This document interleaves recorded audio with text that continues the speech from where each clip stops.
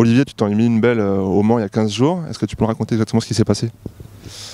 Ce qui s'est passé, ça peut paraître une connerie de débutant. Je suis tombé sur le tour de chauffe avant le départ, sur des conditions un peu bizarroïdes. Il avait beaucoup plu avant et ça s'était juste calmé. Et quand je suis passé sous la passerelle Dunlop, je me suis retrouvé les quatre fers en l'air sans comprendre ce qui m'arrivait, sans pour autant beaucoup plus vite que d'habitude. Au contraire, j'étais moins vite.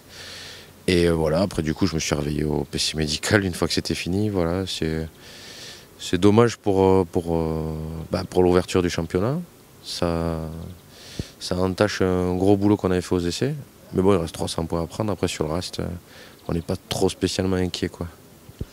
Donc le bilan médical de cette cabriole, c'est quoi? Bilan médical, hormis un chaos technique visible, pas mal de contusions à droite à gauche, beaucoup d'hématomes, côte cassée, des choses comme ça. Et surtout, après, ce qui me gêne le plus, c'est un énorme trou à l'annulaire gauche et aussi un trou au majeur. Et c'est ça le plus gênant, puisque j'ai été opéré le dimanche soir au Mans, à la clinique de la main. Et ils m'ont pas fait de greffe, mais je dois avoir une dizaine ou une douzaine de points sur le doigt avec une énorme croûte qui est due à la brûlure, en fait. Et c'est ça le plus chiant à aborder. Déjà, Ixon m'a fait un gant spécial pour pouvoir rouler avec un gant à 4 doigts.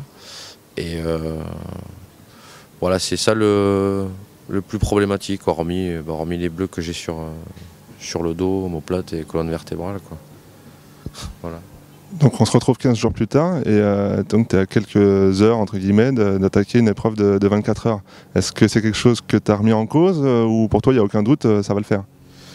De toute façon, il n'y a pas le choix, il faut que ça le fasse. On est tous plus ou moins préparés à aborder des courses comme ça dans des fois des conditions qui sont pas les meilleures. Ça m'est déjà arrivé l'année dernière aux 24 heures du Mans avec des côtes cassées, un pied cassé et un gros déchirement de l'acromio claviculaire. Ça a tenu 24 heures, on a gagné.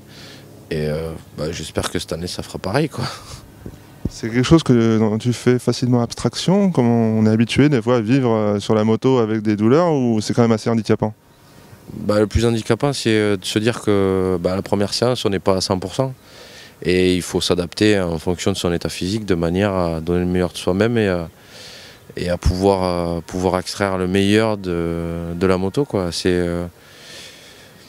C'est comme ça. Après, on a des gens qui sont là pour nous aider, on a un ostéo et puis toute une équipe qui est là pour vous remonter le moral. Après, voilà, il faut essayer de faire son boulot au mieux. Gilles me fait confiance, c'est à moi de donner le meilleur moi-même. Tu as eu une période de bas justement moralement les premiers jours après la chute en te disant c'est bientôt le bol, c'est mal barré, ou tu t'es senti assez costaud à ce niveau-là pour la course? Je me suis rassuré parce qu'en sortant de l'hosto le lundi matin, je suis venu ici pour faire les essais pré-bol. Donc j'ai roulé le mardi après la chute. Et j'ai roulé que le mardi, pas le mardi et le mercredi. Et du coup, non, sur la quinzaine de tours que j'ai dû faire, ça allait déjà pas mal. Mais non, je me suis même recollé une le mardi soir. Mais bon, c'est comme ça. Mais je pense qu'il y a moyen de faire quelque chose. Aujourd'hui, j'ai encore des contusions qui me font plus mal que quand j'ai roulé le mardi. Mais on y travaille pas mal avec l'ostéo et je pense que ça devrait le faire. Ouais. C'était un bon courage. Ouais, ouais, courage, ouais.